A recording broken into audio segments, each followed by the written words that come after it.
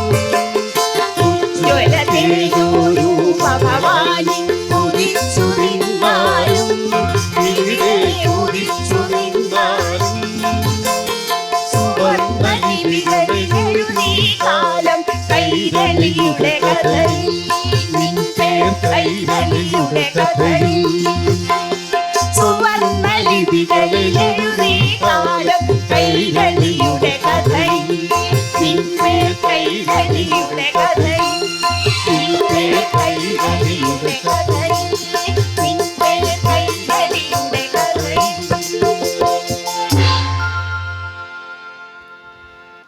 കൈരളിയുടെ കഥയിലൂടെ നമ്മിലേക്ക് വന്ന നമ്മുടെ നാടകാചാര്യൻ പ്രൊഫസർ എൻ കൃഷ്ണപിള്ളയ്ക്ക് ഹൃദയാഞ്ജലി അർപ്പിച്ചുകൊണ്ട് അദ്ദേഹം അനശ്വരമാക്കിയ ഒരു നാടകത്തിൻ്റെ കഥാപ്രസംഗാവിഷ്കാരം ബലാബലം.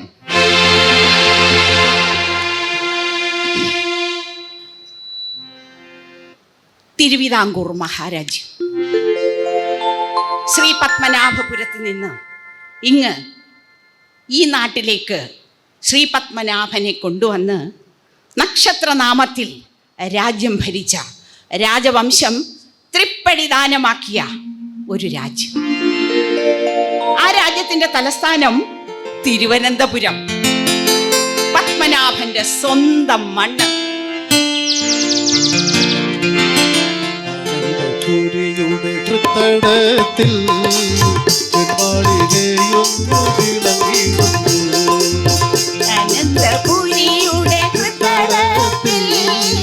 പെൺവാടികയൊന്നു വിളങ്ങിടുന്നു.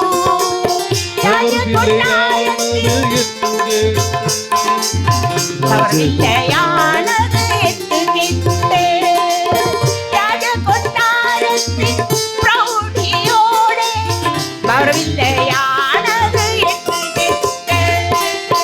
അനന്തപുരിയുടെ ഹൃദയത്തിൽ പെൺവാടികയൊന്നു വിലസിടുന്നു. അനന്തപുരിയുടെ ഹൃദയത്തിൽ പെൺവാടികയൊന്നു വിലസിടുന്നു. തിരുവനന്തപുരത്തിൻ്റെ ഹൃദയഭാഗം കവടിയാർ കൊട്ടാരത്തിന് തൊട്ടടുത്ത് അതാ ഒരു ഉയർന്ന പ്രദേശത്ത് രാജവീതിക്കരികിലായി ഒരു വെണ്ണക്കൽ മാളിക. അത് ബവർ വില്ല. ഈ ബവർ വില്ല ഇന്ന് ഭരിക്കുന്നത് ഉഗ്രപ്രതാപിയായ ഒരു വനിതയാണ്. അതിമനോഹരമായ ഒരു സായം സന്ധ്യ. ബവർ വില്ലയുടെ മനോഹരമായ പൂമുഖത്ത് അതാ ആ വനിത ഇരിക്കുന്നു. തൊട്ടടുത്ത് മറ്റൊരാളുണ്ട്, ഒരു സഞ്ചാരയന്ത്രം, ഒരു സ്തുതിപാഠകൻ, പണിക്കർ. പണിക്കർ അന്നത്തെ അന്നത്തിന് അന്യന്റെ ഭാണ്ഡങ്ങൾ എങ്ങനെ തന്ത്രത്തിൽ ഒപ്പിച്ചെടുക്കാം എന്ന് ആറ്റുനോറ്റിരിക്കുന്ന ഒരാളാണ്. ഒരു വീട്ടിൽ നിന്ന് മറ്റൊരു വീട്ടിലേക്ക് അന്നത്തെ അന്നത്തിന് വേണ്ടി പായുന്ന ഒരു തനി നാട്ടുപുറത്തുകാരൻ. ഓരോ വീട്ടിലും എത്തി അവിടെയുള്ളവരെ സന്തോഷിപ്പിച്ച് അന്നത്തെ വെറ്റില മുറുക്കും ഭക്ഷണവും തരപ്പെടുത്തും. ഇന്ന് അദ്ദേഹം അവതരിച്ചിരിക്കുന്നത് ബവർ വില്ലയിലാണ്. ലക്ഷ്മി അമ്മയുടെ അടുത്തിരുന്നു കൊണ്ട് അദ്ദേഹം വെറ്റില മുറുക്കാൻ തുടങ്ങുകയാണ്. കേട്ട പണിക്കരെ, അങ്ങനെ ഞാൻ അതങ്ങ് വിറ്റു. ലക്ഷ്മി അമ്മ സംഭാഷണം തുടങ്ങുകയാണ്. അത് നന്നായി പോയി അമ്മച്ചി. ഇന്നത്തെ കാലത്ത് പൈസ കയ്യിൽ വെച്ചോണ്ടിരിക്കരുത്, അത് എവിടെയെങ്കിലും നിക്ഷേപിക്കണം. പണിക്കരെ, എന്നെയാണോ താൻ പഠിപ്പിക്കുന്നത്? അത് ഞാൻ വിതുരയിൽ ഒരു എസ്റ്റേറ്റ് വാങ്ങാൻ തീരുമാനിച്ചു. അതെ അമ്മച്ചി, അങ്ങനെ തന്നെ വേണം, പൈസ കയ്യിൽ വെച്ചോണ്ടിരിക്കരുത്. പക്ഷേ അമ്മച്ചിയുടെ മുഖത്തിന് എന്തരോ ഒരു വാട്ടമുണ്ട്. അതെന്തരമ്മച്ചി? എനിക്കോ വാട്ടം? എനിക്ക് വാട്ടമൊന്നുമില്ല. ഞാൻ പഴയതിനേക്കാളും ശക്തയാണ്. എനിക്ക് ഇവിടെ ധാരാളം സ്തുതിപാഠകന്മാർ വരാറുണ്ട്. ഞാൻ അതൊന്നും ചെവിക്കൊള്ളാറില്ലടോ. അതെനിക്കറിയാം അമ്മച്ചി.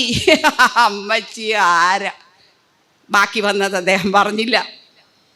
പക്ഷേ ലക്ഷ്മി അമ്മയ്ക്ക് ഹൃദയവേദന ധാരാളമുണ്ട്. അതവർ പുറത്ത് കാണിക്കാറില്ല. അവർ ആ നാട്ടിൽ വിവാഹിതയായി വന്ന ഒരു കാലമുണ്ടായിരുന്നു. ആ ഒരു കാലം അവർക്ക് ഒരിക്കലും മറക്കാൻ കഴിയാത്ത ഒരു കാലമാണ്. ഈ ലക്ഷ്മി അമ്മ അതീവ കൗശലക്കാരിയാണ്. അവർ ആ വീടിന്റെ ഗൃഹനാഥയാണ്. ആ 8 കെട്ടിനെ അടക്കി ഭരിക്കുന്നവരാണ് ലക്ഷ്മി അമ്മ.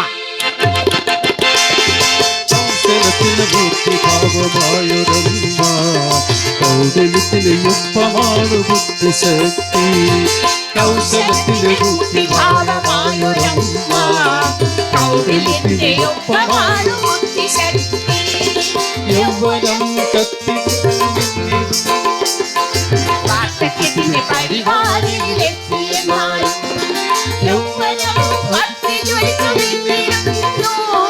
വാർദ്ധക്യത്തിന്റെ പരിപാടിയിലെത്തിയെന്നാലും കൗശലത്തിന്റെ മൂർത്തിഭാവമായൊരമ്മ. കൗടില്യന്റെ ഒപ്പമാണ് ബുദ്ധിശക്തി. കൗശലത്തിന്റെ ബുദ്ധി ആയൊരമ്മ. കൗടില്യന്റെ ഒപ്പമാണ് ബുദ്ധിശക്തി. കൗശലത്തിന്റെ മൂർത്തിഭാവം, കൗടില്യന്റെ ബുദ്ധിശക്തി. വയസ്സ് 50 പക്ഷേ അവരെ കണ്ടാൽ ഇപ്പോഴും നിറതാരുണ്യം കത്തിജ്വലിച്ചു നിൽക്കുകയാണ്. വാർദ്ധക്യത്തിന്റെ ഒരു ലക്ഷണവുമില്ലാത്ത ഒരു വനിത. അവരുടെ വേഷത്തിലും ഭാവത്തിലും ആ പരിഷ്കാരം അങ്ങനെ തുടിച്ചു നിൽക്കുകയാണ്. കാലത്തിന് അനുയോജ്യമല്ലാത്ത ഒരു പരിഷ്കാരം. അവരുടെ ഭരണത്തിന് കീഴിലാണ് ബാവറവില്ല പുലർന്നു പോകുന്നത്. ഇവരെ വിവാഹം ചെയ്തു കൊണ്ടുവന്നത് ഉഗ്രപ്രതാപിയായ ആ വീടിന്റെ കാരണവരാണ്. അദ്ദേഹം ഇന്ന് അത് ആ ചുവരിൽ പടമായിരിക്കുന്നു. മനസ്സിലായില്ലേ അവരുടെ ബുദ്ധിശക്തി? ഉഗ്രപ്രതാപിയായ ഭർത്താവ് ആടയാഭരണങ്ങളോടെ അലങ്കാരങ്ങളോടെ കൊമ്പൻ മീശയും തലപ്പാവുമായി ചുവരിൽ വലിയ ഛായാചിത്രമായി ഇരിക്കുകയാണ്. പക്ഷെ ഒരു വിധവയുടെ ഒരു ലക്ഷണവും ലക്ഷ്മി അമ്മയിലില്ല. അവരെ അദ്ദേഹം വിവാഹം ചെയ്തു കൊണ്ടുവരുന്ന കാലത്ത് അവർ ഒരു സാധാരണക്കാരിയായ അതീവ സുന്ദരിയായ ഒരു വനിതയായിരുന്നു. പക്ഷേ ഉഗ്രപ്രതാപിയായ ഭർത്താവിനെ അവർ വരുതിക്ക് നിർത്തിയത് ഇങ്ങനെയൊക്കെയാണ്. ദേഷ്യം കൊണ്ടു വിറച്ചിടുമ്പോൾ പേടിച്ചരണ്ടപ്പോൾ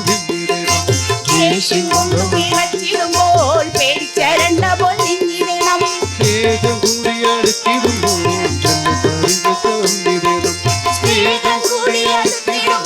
മെല്ലെ പരിഗണിക്കണം.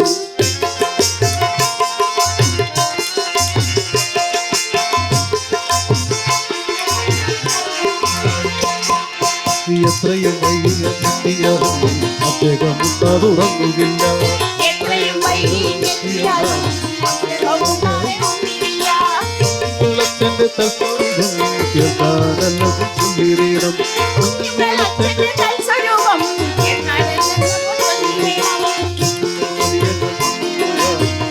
തുറന്നില്ല കാവലും പണികളും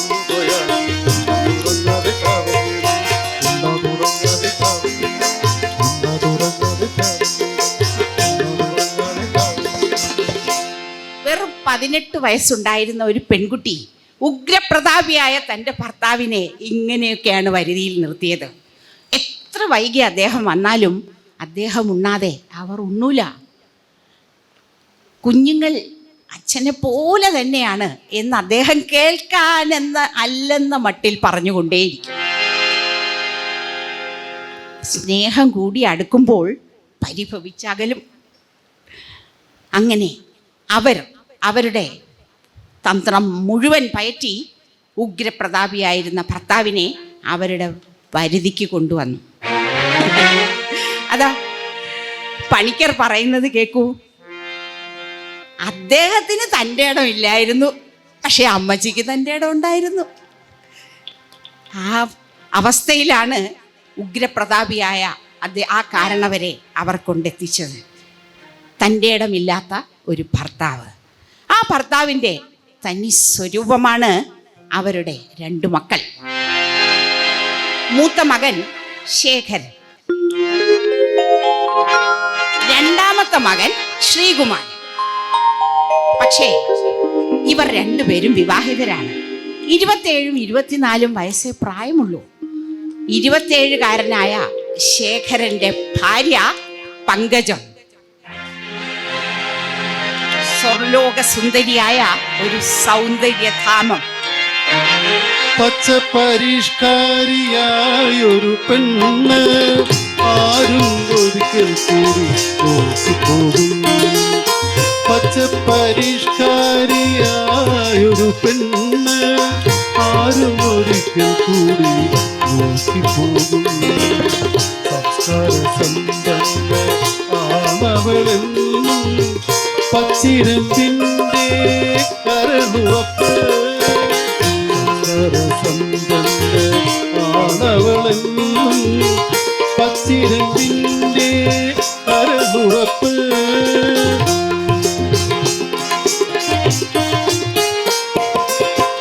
ചില്ലകളില്ലവോ കൂട്ടിമുട്ടുന്ന ചൈതന്യമോലുന്ന കണ്ണികൾ. ചില്ലുകളില്ലവോ കൂട്ടിമുട്ടുന്ന ചൈതന്യമോലുന്ന കണ്ണികൾ. സൗന്ദര്യമോലുന്ന തിരിയലും സൗമ്യമായി പൂത്തു നിറഞ്ഞിരുന്നു. സൗന്ദര്യമോലുന്ന തിരിയലും സൗമ്യമായി പൂത്തു നിറഞ്ഞിരുന്നു. മനോഹരിയാണ് പങ്കജം. നല്ല വില്ലുപോലെ വളഞ്ഞ പുരികങ്ങൾ താഴെ ചൈതന്യമോലുന്ന കണ്ണുകൾ, മഴവില്ലുപോലെ പൂത്ത് വിരിയുന്ന പുഞ്ചിരി, ചിരിക്കുമ്പോൾ കവിളിൽ വിരിയുന്ന നുണക്കുഴികൾ, ആരും ഒരിക്കൽ കൂടി നോക്കിപ്പോകുന്ന സൗന്ദര്യധാമം. പക്ഷേ ലക്ഷ്മി അമ്മയ്ക്ക് പങ്കജത്തിനെ അങ്ങോട്ട് പിടിക്കുന്നില്ല. കാരണം കുറെ നാളുകൾക്ക് മുമ്പ് അവരുടെ ഭരണം സഹിക്കാൻ വയ്യാതെ മൂത്ത പുത്രൻ ശേഖരൻ നാട് വിട്ടുപോയി. പോയി അവൻ അങ്ങ് മദിരാശിയിലെത്തി. മദിരാശിയിൽ വെച്ച് അവൻ ഈ പങ്കജത്തെ കണ്ടുമുട്ടി. അവളിൽ അവൻ ആകൃഷ്ടനായി പോയി. അപ്പോൾ അവൻ അമ്മയ്ക്കൊരു കത്തയച്ചു. അമ്മേ, ഞാൻ എൻ്റെ വധുവിനെ കണ്ടെത്തിയിരിക്കുന്നു. അമ്മയുടെ അനുവാദമില്ലാതെ തന്നെ അവൻ പങ്കജത്തെ വിവാഹം കഴിച്ചു. പക്ഷേ ബുദ്ധിമതിയായ അമ്മ ഉടൻ തന്നെ മറുപടി എഴുതി, എനിക്ക് എൻ്റെ മരുമകളെ കാണാൻ ധൃതിയായി, നീ എത്രയും വേഗം അവളുമായി വീട്ടിലേക്ക് വരൂ. ലക്ഷ്മി അമ്മയ്ക്ക് മനസ്സിലായി എന്താണ് മകനൊരു ചൂണ്ടയിൽ കൊളുത്തിയിരിക്കുന്നു, അവൻ ആ വഴി അങ്ങ് പോവും.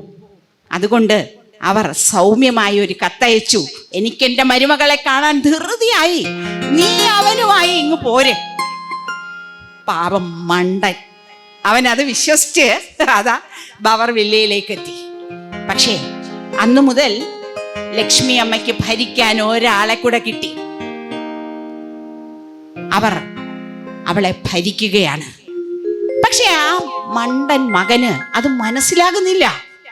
അവൻ വിചാരിക്കുന്നത് ഉണ്ണാനും ഉടുക്കാനും എല്ലാം കിട്ടിയാൽ ആ വിവാഹം പൂർത്തിയായി, ജീവിതം പൂർത്തിയായി.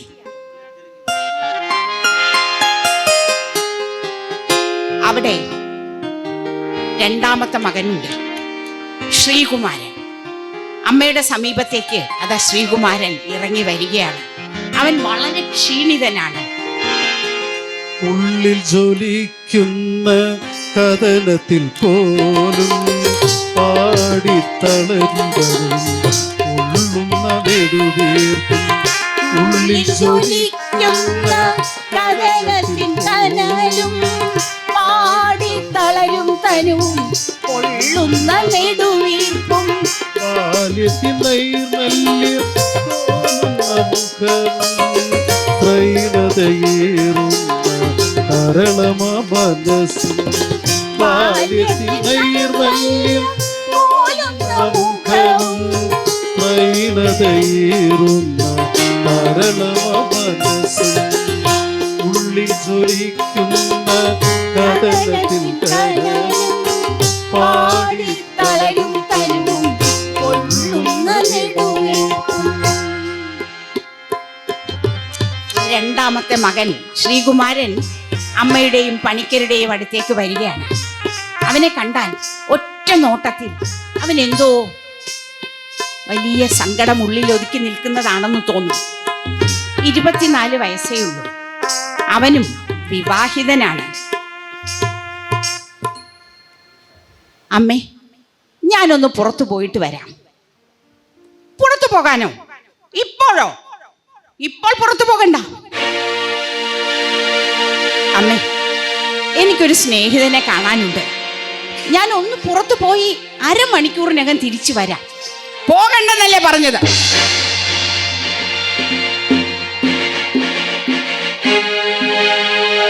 എന്നാൽ ഞാൻ സ്നേഹിതനെ കാണാൻ പോകുന്നില്ല.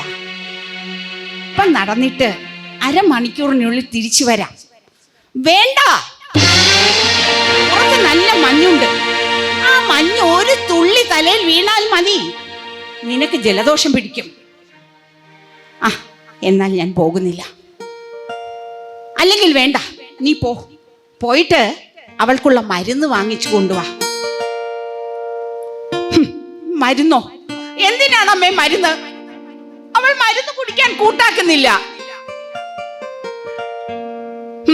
മരുന്ന് കുടിക്കാൻ കൂട്ടാക്കുന്നില്ലേ? ഞാൻ അടുത്ത് വന്ന് നിൽക്കാം. എന്നെ ഒരു വട്ടം കണ്ടാ മതി.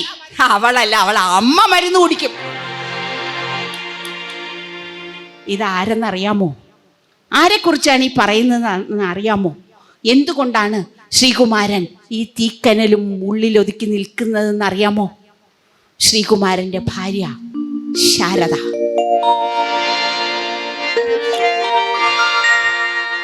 അവൾ ആ വീട്ടിലേക്ക് കടന്നെത്തുമ്പോൾ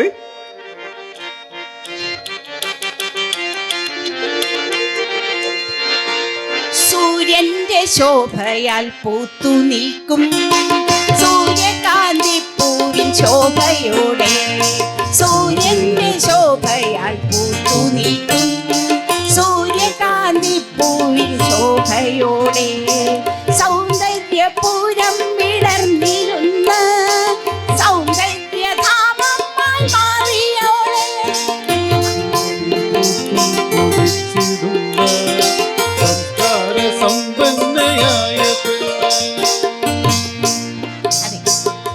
സംസ്കാര സമ്പന്നയായിരുന്ന സൗന്ദര്യധാമമായിരുന്ന സൂര്യകാന്തി പൂവിന്റെ ശോഭയുള്ള ഒരു പെൺകുട്ടി. ശേഖരൻ മദിരാശിയിൽ അവൻ ഇഷ്ടമുള്ള പെണ്ണിനെ കല്യാണം കഴിച്ചപ്പോൾ ഇങ്ങ് അമ്മ വെച്ച ഒരു കെണിയാണ്. ഇളയ മകൻ ശ്രീകുമാരനെ കൊണ്ട് അവർക്ക് ഇഷ്ടപ്പെട്ട ഒരു തറവാട്ടിൽ നിന്ന് ഒരു പെൺകുട്ടിയെ വിവാഹം കഴിപ്പിച്ചു. പങ്കജം ആ വീട്ടിലെ മൂത്ത മരുമകളായി എത്തുന്നതിന് മുമ്പ് ഇളയ മരുമകൾ ആ വീട്ടിലെത്തി. പക്ഷേ 6 മാസം കൊണ്ട് ഇന്നവൾ ശയ്യാവലംബിയാണ്. കവിളൊട്ടി, എല്ലുന്തി, ഒരു പേക്കോലം. അവൾക്കൊന്ന് സ്വയം എഴുന്നേറ്റ് നിൽക്കാൻ പോലും കഴിയുന്നില്ല. ഇല്ല, അവൾക്ക് ആരെയും കാണണ്ട. ഒരു ഇരുട്ടുമുറിയിൽ ഇരുട്ടിനെ പ്രണയിച്ചുകൊണ്ട് അവൾ ശയ്യാവലംബിയായിരിക്കുന്നു. രാത്രി ശ്രീകുമാരൻ ഉണർന്നു നോക്കുമ്പോൾ അവളുടെ തേങ്ങിക്കരച്ചിൽ കേൾക്കാം. അവൾ കണ്ണുനീർ കൊണ്ട് ആ തലയിണയെ നനയ്ക്കാറുണ്ട്. പക്ഷേ ശ്രീകുമാരൻ അത് മനസ്സിലാകുന്നില്ല. എന്തുകൊണ്ടാണ് തൻ്റെ ഭാര്യ ഇങ്ങനെ ആയിപ്പോയത്? വന്ന കാലത്ത് അവൾക്ക് എന്തൊരു ഉത്സാഹമായിരുന്നു. വെറും 6 മാസം കൊണ്ടാണ് അവൾ ഇങ്ങനെ ആയിപ്പോയത്. അലോപ്പതി, ആയുർവേദം, ഹോമിയോപ്പതി കിട്ടാനുള്ള ചികിത്സാവിധികൾ മുഴുവൻ പരീക്ഷിച്ചു നോക്കി. പക്ഷേ അവൾ രോഗത്തിന് അടിമയായി കൊണ്ടേയിരിക്കുകയാണ്. ഒരു തരത്തിലും അവൾക്ക് മുന്നോട്ട് പോകാൻ കഴിയുന്നില്ല. പക്ഷേ പങ്കജം അതിന്റെ കാരണം കണ്ടുപിടിച്ചു. അവൾ ശേഖരനോട് പറയുകയാണ്, അതാ നോക്കൂ, നിങ്ങളുടെ അനിയത്തി ആ ഇരുട്ടുമുറിയിൽ കിടക്കുന്നു. അവൾക്ക് വേണ്ടത് എന്താണെന്ന് അവളുടെ ഭർത്താവിന് മനസ്സിലാകുന്നില്ല. ഭാര്യയായ എനിക്ക് വേണ്ടത് എന്താണെന്ന് നിങ്ങൾക്ക് മനസ്സിലാകുന്നില്ല. എന്റെ പങ്കജം, നിനക്കിവിടെ എന്തിന്റെ കുറവാണ്? ഉണ്ണാനും ഉടുക്കാനും ഇഷ്ടം പോലെ ഇല്ലേ? കഴിക്കാനോ രാജകീയമായ ഭക്ഷണമില്ലേ? പിന്നെ നിനക്ക് എന്തിന്റെ കുറവാണ്? ഉണ്ണാനും ഉടുക്കാനും ഉണ്ടെങ്കിൽ ഒരു സ്ത്രീക്ക് എല്ലാമായോ? അതാണോ ഒരു സ്ത്രീയുടെ ജീവിതം?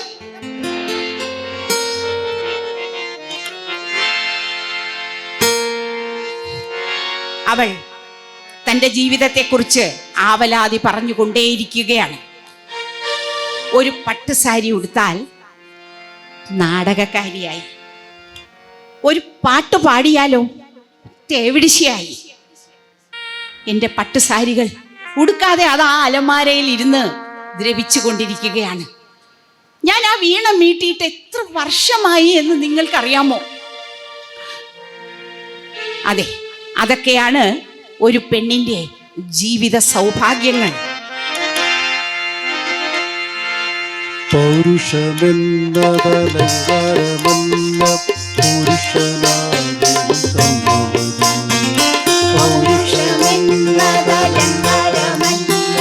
പുരുഷനാകണം കർമ്മമതി. പിതാക്കൾക്ക് കാവലാക പൂർണ്ണതയോടെ സത്യമാക്കാൻ. പിതാക്കൾക്ക് കാവലാക പൂർണ്ണതയോടെ സത്യമാക്കാൻ. പ്രായപൂർത്തി പൂർണ്ണമാക്കാൻ പ്രാപ്തനായെന്നാൽ കണവനാലേ. പ്രായപൂർത്തി പൂർണ്ണമാക്കാൻ പ്രാപ്തനായെന്നാൽ കണവനാലേ.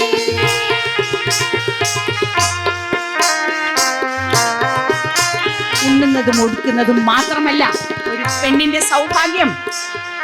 അവൾക്ക് തന്റെ ഇടമുള്ള നട്ടലുള്ള ഒരു ഭർത്താവിനെ വേണം. അവൻ ആ വിവാഹ മണ്ഡപത്തിൽ വെച്ച് അവൾക്ക് നൽകുന്നത് ഒരു വാഗ്ദാനമാണ്. ജീവിതകാലം മുഴുവൻ നിന്നെ എൻ്റെ ജീവന്റെ ഒപ്പം കൂട്ടും. ഞാൻ ഉണ്ണുന്നതിൻ്റെ അംശം നിന്നെ ഊട്ടും. നിന്നെ ഞാൻ സംരക്ഷിക്കും. നിന്റെ സ്വാതന്ത്ര്യം നിനക്ക് മാത്രം അവകാശപ്പെട്ടതായിരിക്കും. അതെ, സ്വാതന്ത്ര്യമുള്ള ഒരു ജീവിതം, അതാണ് വിവാഹം എന്ന കർമ്മത്തിലൂടെ ഒരു പുരുഷൻ ഒരു പെണ്ണിന് ഉറപ്പാക്കുന്നത്. ഈ വീട്ടിൽ എനിക്ക് എന്ത് സ്വാതന്ത്ര്യമാണുള്ളത്? എന്ത് സ്വാതന്ത്ര്യമാണ് എനിക്കുള്ളത്? ഞാൻ പട്ടണത്തിൽ ജനിച്ചു വളർന്നവളാണ്. സത്യത്തിൽ നിങ്ങളെ ഞാൻ വഞ്ചിച്ച് കല്യാണം കഴിക്കുകയായിരുന്നു. അയ്യോ പങ്കജം, നീ എന്നെ വഞ്ചിച്ച് കല്യാണം കഴിച്ചെന്നോ? അതെ, ഞാൻ നിങ്ങളെ വഞ്ചിച്ചാണ് കല്യാണം കഴിച്ചത്. എന്താണ് നീ ഇങ്ങനെ പുലമ്പുന്നത്? ഉള്ളത് തെളിച്ചു പറയൂ. എന്റെ പിതാവ് എല്ലാം വിറ്റ് നശിപ്പിച്ചു മുടിച്ച ഒരു മനുഷ്യനാണ്. ധൂർത്തനായിരുന്നു. അദ്ദേഹത്തിനെ ഒന്ന് എതിർക്കാൻ പോലും കഴിയാത്ത പാവമായിരുന്നു എൻ്റെ അമ്മ. പക്ഷേ എനിക്ക് വേണ്ടിയിരുന്നത് അളവറ്റ സമ്പത്തുള്ള, തിരിച്ചൊന്നും സംസാരിക്കാത്ത ഒരു പാവത്താനയായിരുന്നു. സത്യത്തിൽ അങ്ങനെ ഒരാളെ നിങ്ങളിൽ കണ്ടുകൊണ്ടാണ് നിങ്ങളെ സ്നേഹിച്ച് ഞാൻ വിവാഹം ചെയ്തത്. സത്യത്തിൽ ഞാൻ നിങ്ങളോട് സ്നേഹം നടിക്കുകയായിരുന്നു. അയ്യോ പങ്കജം, നീ എന്താണ് ഈ പറയുന്നത്? എനിക്കിതൊന്നും വിശ്വസിക്കാൻ കഴിയുന്നില്ല. സത്യമാണ്. ഈ അവസാന നിമിഷത്തിലെങ്കിലും ഞാൻ ഈ സത്യം നിങ്ങളോട് പറയേണ്ടതുണ്ട്. പങ്കജം, നീ എന്താണ് ഇങ്ങനെ പറയുന്നത്? ഇത് അവസാന നിമിഷം എന്നൊക്കെ നീ പറയുന്നത് എന്താണ്? തീർച്ചയായും ഞാൻ ഈ വീട് വിട്ടുപോകാൻ തീരുമാനിച്ചു. നിനക്ക് ഭ്രാന്തുണ്ടോ? എല്ലാം നോക്കുന്ന, എല്ലാം തികഞ്ഞ ഈ വീട്ടിൽ നിന്ന് പുറത്തു പോയിട്ട് നമ്മൾ എങ്ങനെയാണ് ജീവിക്കുന്നത്? സ്വാതന്ത്ര്യത്തോടെ ജോലി ചെയ്ത് ജീവിക്കാം. നിങ്ങൾ എന്നോടൊപ്പം വരൂ, നമുക്ക് പുറത്തേക്ക് പോകാം. ഈ വീടിന് പുറത്ത് വിശാലമായ ഒരു ലോകമുണ്ട്. അവിടെ എനിക്കും നിങ്ങൾക്കും കൈകോർത്ത് പിടിച്ച് നമ്മുടെ ജീവിതം സ്വതന്ത്രമായി ജീവിക്കാം. ഇല്ല പങ്കജം, എൻ്റെ അമ്മയെ വിട്ട് ഈ വീടിനെ ഉപേക്ഷിച്ച് മുമ്പ് കാണിച്ച ആ മന്ദബുദ്ധിത്തരം ഞാൻ ഇനി കാണിക്കുകയില്ല. വിവാഹം എന്നാൽ എന്താണെന്ന് നിങ്ങൾക്കറിയുമോ? സ്വപ്നങ്ങൾ കോർത്തൊരു മാലമാക്കി സ്വപ്നത്തെ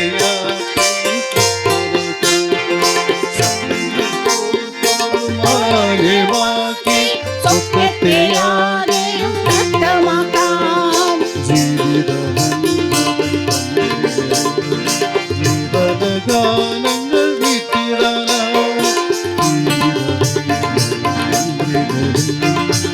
ജീവനഗാനങ്ങൾ ജീവനഗാനങ്ങൾ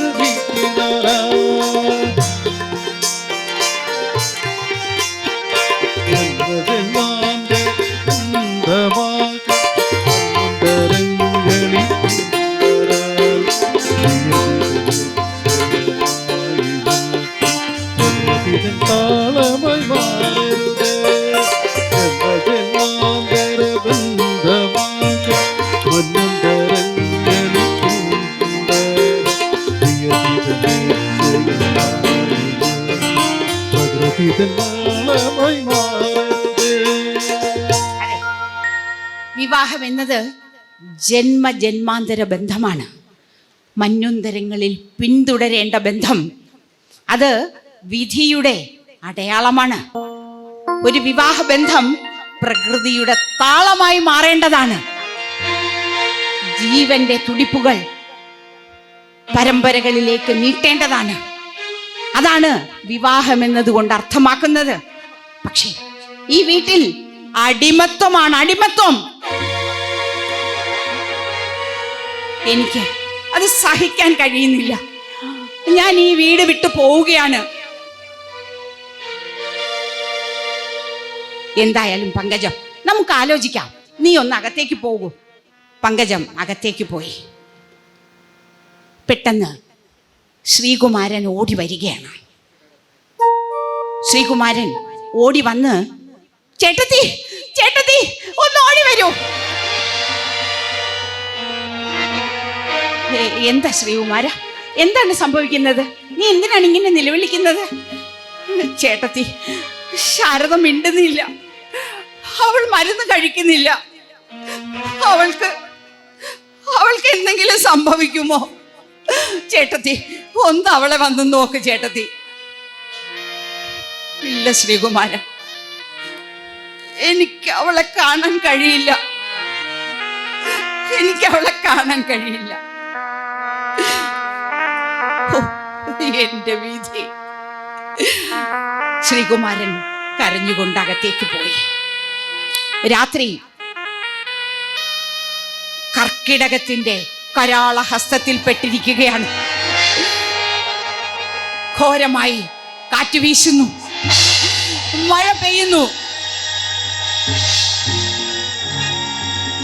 അതാ ശ്രീകുമാരന്റെ കിടക്കമുറിയിലെ ആ കട്ടിലിൽ നിന്ന് ആ പേക്കോലം ഇഴഞ്ഞിഴഞ്ഞ് പുറത്തേക്ക് ഇറങ്ങുകയാണ്.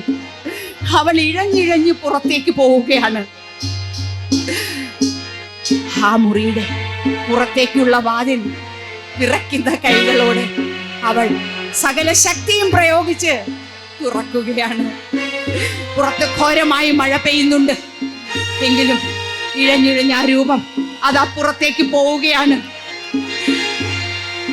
കർക്കിടകത്തിൻ കറുത്ത രാത്രി കൂരിൽ കത്തി നിറഞ്ഞു. കർക്കിടകത്തിൻ കറുത്ത രാത്രി കൂരിൽ കത്തി നിറഞ്ഞു. കാറ്റിന്റെ താളവ തുടി മുഴങ്ങി, ആവേഗം പൂരമായി പെയ്തിറങ്ങി. കാറ്റിന്റെ താളവ തുടി മുഴങ്ങി, ആവേഗം പൂരമായി പെയ്തിറങ്ങി. കർക്കിടകത്തിൻ കറുത്ത രാത്രി കൂരിരുൾ കുത്തി നിറഞ്ഞു. കർക്കിടകത്തിൻ കറുത്ത രാത്രി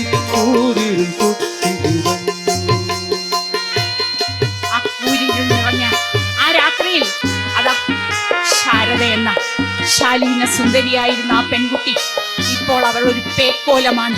അവൾ ഇഴഞ്ഞിഴഞ്ഞ് അതാ പോകുന്നു. അവൾ പോകുന്നത് ആ വീടിന്റെ തെക്കേ പറമ്പിലുള്ള കുളത്തിലേക്കാണ്. കുളമത നിറഞ്ഞു കവിഞ്ഞൊഴുകുകയാണ്. ശാരദ വലിഞ്ഞിഴഞ്ഞ് ആ കുളത്തിന്റെ പടവിലെത്തിയിരിക്കുന്നു. അവളതാ ആ വെള്ളത്തിലേക്ക് മുങ്ങിത്താഴുകയാണ്. ഒരു നിമിഷം ശ്രീകുമാരൻ തന്റെ അടുത്ത് ഒന്ന് തപ്പി നോക്കി. അയ്യോ, അവളെ കാണുന്നില്ലല്ലോ. അയാൾ ലൈറ്റ് തെളിച്ചു. തൊട്ടടുത്ത് ശാരദയെ കാണാനില്ല.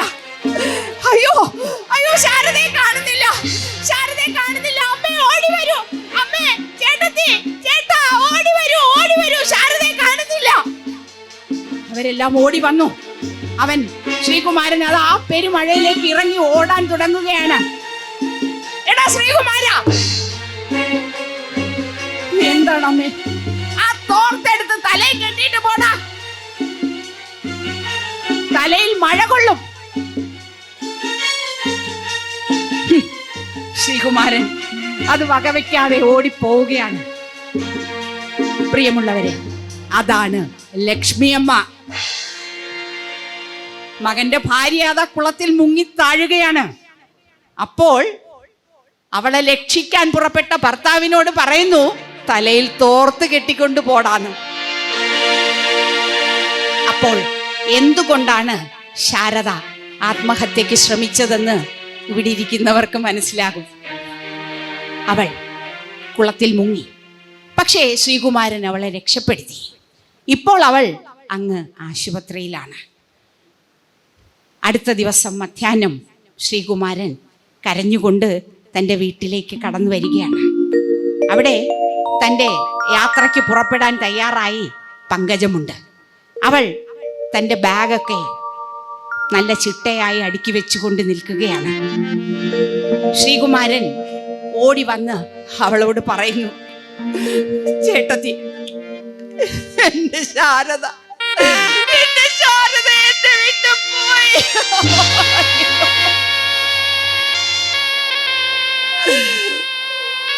അവൾ എന്നെ വിട്ടുപോയി ചേട്ടത്തി, എന്നെ വിട്ടുപോയി.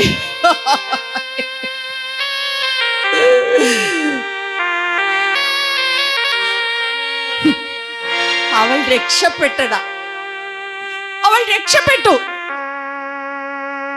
ചേട്ടത്തി, എന്താണ് ഈ പറയുന്നത്?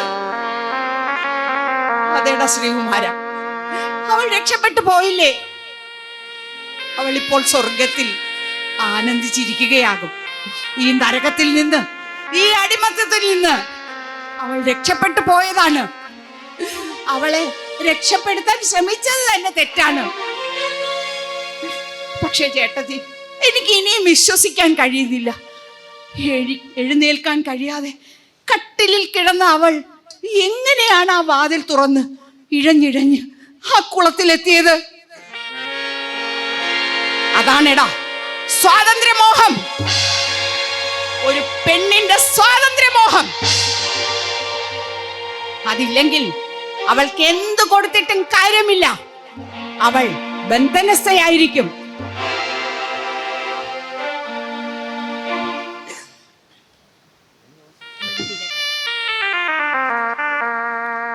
സ്വാതന്ത്ര്യമില്ലാത്ത ഒരു ജീവിതം, അത് എത്ര വലിയ മണിമാളികയിലാണെങ്കിലും അത് ഒരു ബന്ധനം തന്നെയാണ്.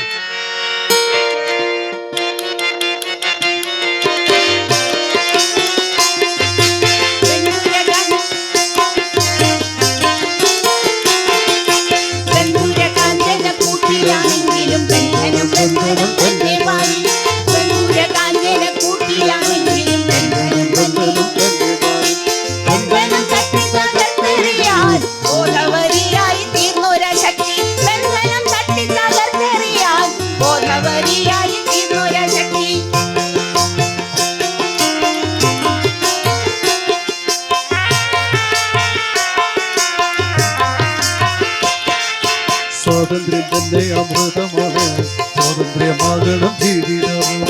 സ്വാതന്ത്ര്യം തന്നെ അമൃതമാണ്, സ്വാതന്ത്ര്യമാകണം ജീവിതവും. പാരതന്ത്ര്യത്തിൻ ജീവിതമോ പട്ടട തന്നെയെന്നോർക്ക വേണം. പാരതന്ത്ര്യത്തിൻ ജീവിതമോ പട്ടട തന്നെയെന്നോർത്തുകൊള്ളിൻ, പട്ടട തന്നെയെന്നോർത്തുകൊള്ളിൻ, പട്ടട തന്നെയെന്നോർത്തുകൊള്ളിൻ. പ്രിയമുള്ളവരെ, സ്വാതന്ത്ര്യമില്ലാത്ത ഒരു ജീവിതം പട്ടട തന്നെയാണ്. അതാ പങ്കജം പുറത്തേക്ക് പോവുകയാണ്. ചേട്ടത്തി, എന്നെ ഉപേക്ഷിച്ച് പോവുകയാണോ? ഈ വീട്ടിൽ എനിക്കിനി ആരും അഭയമില്ല. ചേട്ടത്തിയുടെ വാക്കുകൾ എന്റെ കണ്ണുകൾക്ക് വെളിച്ചമേകി. എങ്കിൽ വരൂ, ഇതാ ഈ വീടിന്റെ വാതിൽ നിനക്കായി തുറന്നിട്ടിരിക്കുന്നു. എന്നോടൊപ്പം എന്റെ കൈ പിടിച്ചുകൊണ്ട് ഈ സ്വാതന്ത്ര്യത്തിന്റെ ലോകത്തിലേക്ക് നിനക്ക് വരാം. ചേട്ടത്തി, ഞാൻ വന്നാൽ നാട്ടുകാർ എന്തു പറയും? നാട്ടുകാർ എന്തു പറയാൻ? പക്ഷെ ഒരു കാര്യം, ഈ വീടിന്റെ ഗേറ്റ് വരെ മാത്രമേ ഞാൻ നിനക്ക് തുണയായുള്ളൂ. അത് കഴിഞ്ഞാൽ നിനക്ക് നിന്റെ ലോകം, എനിക്ക് എന്റെ ലോകം. സമ്മതമാണെങ്കിൽ എന്റെ കൈ പിടിച്ച് നിനക്ക് ഇവിടെ നിന്ന് പുറത്തേക്ക് കടക്കാം. അതെ, ഞാൻ വരുന്നു, ഞാൻ വരുന്നു. സ്വാതന്ത്ര്യത്തിന്റെ ലോകത്തിലേക്ക്, എന്റെ ശാരദ ആഗ്രഹിച്ച ആ ലോകത്തിലേക്ക്, എന്റെ അമ്മയെപ്പോലെ ഞാൻ കരുതുന്ന എന്റെ ചേട്ടത്തിയുടെ കൈ പിടിച്ചുകൊണ്ട് ഞാൻ വരുന്നു, ഞാൻ വരുന്നു. സ്വാതന്ത്ര്യത്തിന്റെ ലോകത്തിലേക്ക് ഞാൻ വരുന്നു.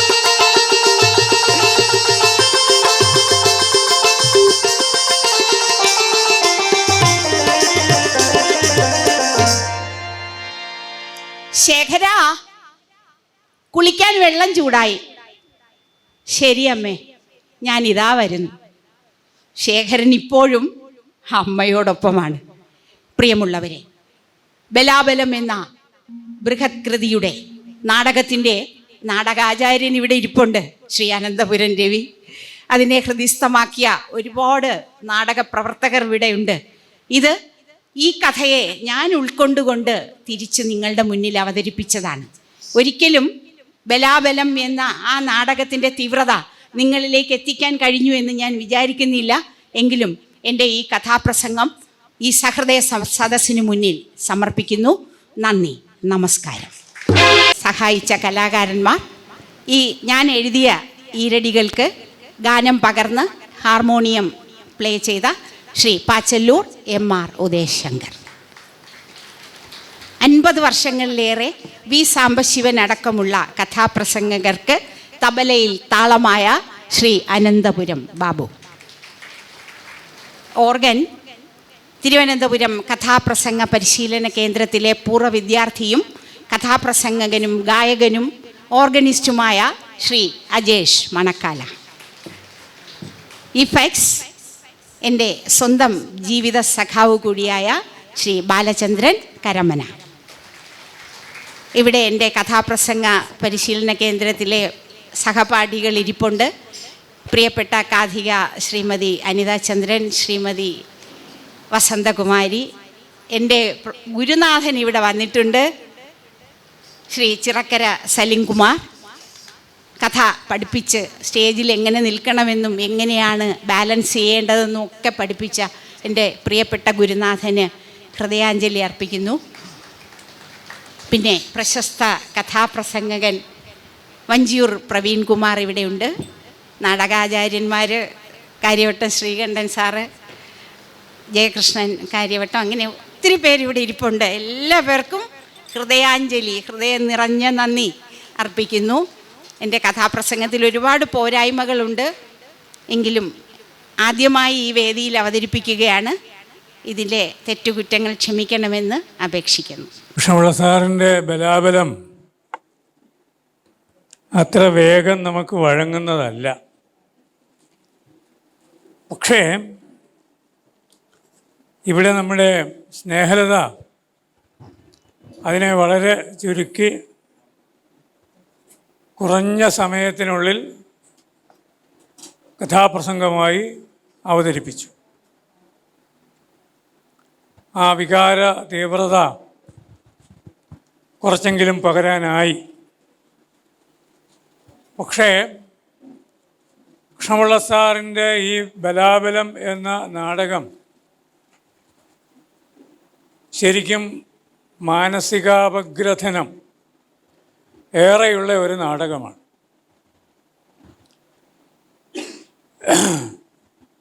സ്ത്രീകളുടെ സ്വാതന്ത്ര്യത്തെപ്പറ്റി, സ്ത്രീത്വത്തിൻ്റെ മഹത്വത്തെപ്പറ്റി അഗാധമായി ചിന്തിച്ച് എഴുതിയിട്ടുള്ളതാണ് സാറിൻ്റെ പ്രധാന കുടുംബ നാടകങ്ങൾ എല്ലാം തന്നെ.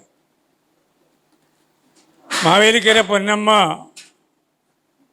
ലക്ഷ്മിയമ്മയെ എത്രയോ തവണ നമ്മുടെ വേദിയിൽ തന്നെ അനശ്വരമാക്കിയിട്ടുണ്ട്. മാവേലിക്കര പൊന്നമ്മ വേദിയിലേക്ക് വന്നു കഴിഞ്ഞാൽ മതി, ആ ഒരു നോട്ടം മതി, ശേഖര എന്നൊരു വിളി മതി, ശ്രീകുമാർ എന്നൊരു വിളി മതി, പങ്കജം എന്നൊരു വിളി മതി. മാവേലിക്കര പൊന്നമ്മയെ കവിഞ്ഞൊരു നടി ഈ ബലാബലത്തിലെ ലക്ഷ്മിയമ്മയെ അവതരിപ്പിച്ച് ഞാൻ കണ്ടിട്ടില്ല. ലക്ഷ്മിയമ്മയെ വേദിയിൽ അവതരിപ്പിച്ച ശ്രീമതി ലീലാ പണിക്കർ ഇവിടെ ഇരിപ്പുണ്ട്.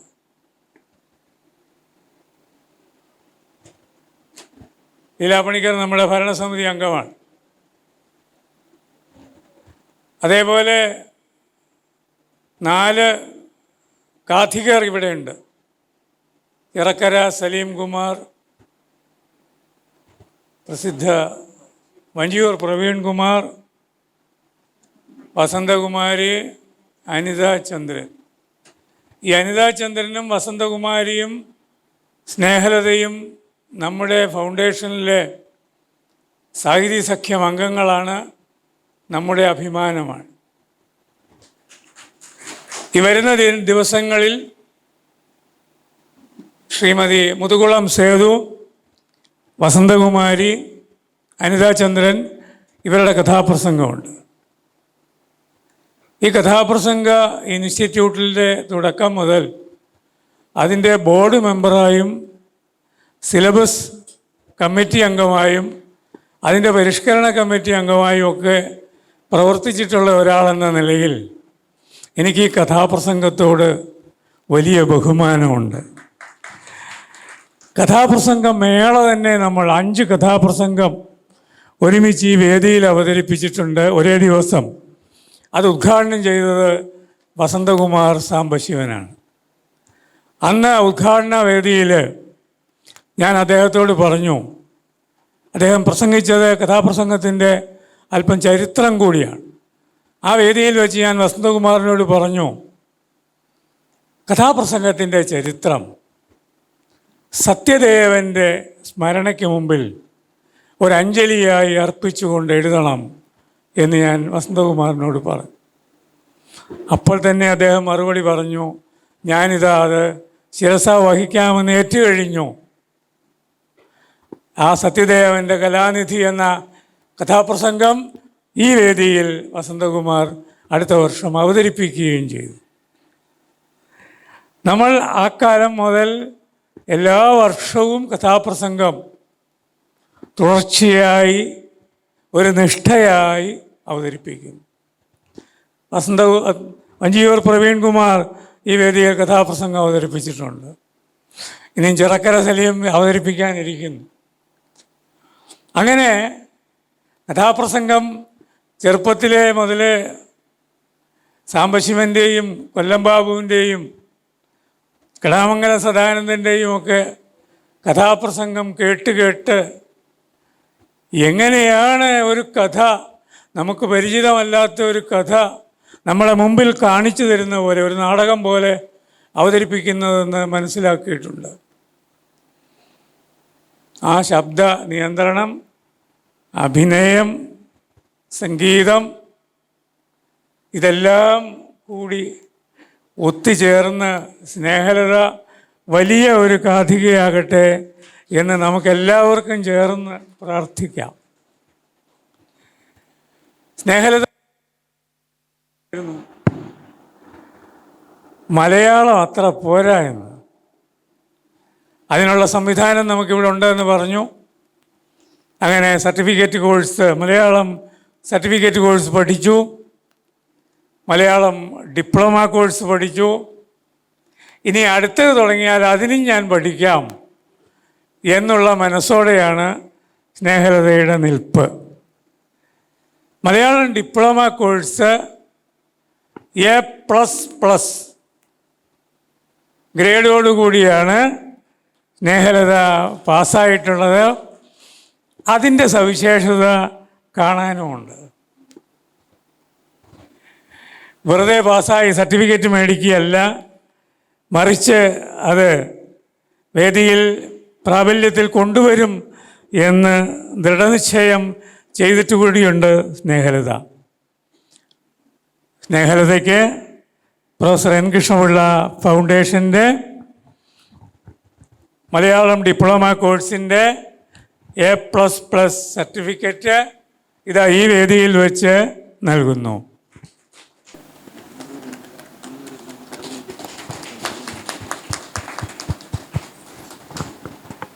വളരെ സന്തോഷമുണ്ട്, അഭിമാനമുണ്ട്. എല്ലാവർക്കും നന്ദി, നമസ്കാരം.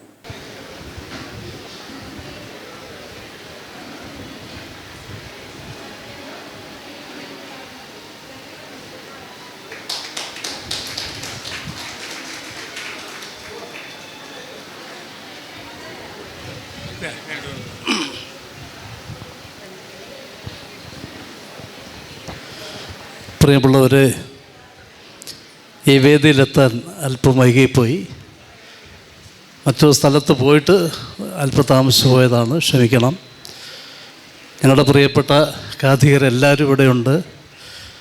എല്ലാവരെയും ആദരിക്കാനുള്ളൊരു ചുറ്റുപാടിലായിരുന്നില്ല, എങ്കിലും എല്ലാവരുടെയും സഹകരണത്തോടു കൂടി നമ്മുടെ പ്രശസ്തരായ കാഥികർ, വേണ്ടപ്പെട്ടവരെല്ലാം ഉള്ള ഈ വേദിയിൽ വെച്ച് കഴിഞ്ഞ ഒരു 3-4 വർഷം കൊണ്ട് സ്വന്തം പ്രയത്നത്തിൽ വായിക്കുകയും എഴുതുകയൊക്കെ ചെയ്ത നല്ല രീതിയിൽ വളർന്നുകൊണ്ടിരിക്കുന്ന ഒരു കലാകാരിയാണ് ശ്രീമതി സ്നേഹലത.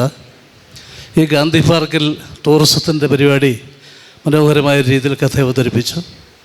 അതിനുശേഷം ഞങ്ങൾ ഇന്നാണ് കണ്ടുമുട്ടുന്നത്. എന്നെ ക്ഷണിച്ചിട്ടുള്ള കാഥികർക്ക് വേണ്ടിയിട്ടാണ് ഞാൻ ഇന്ന് വന്നത്.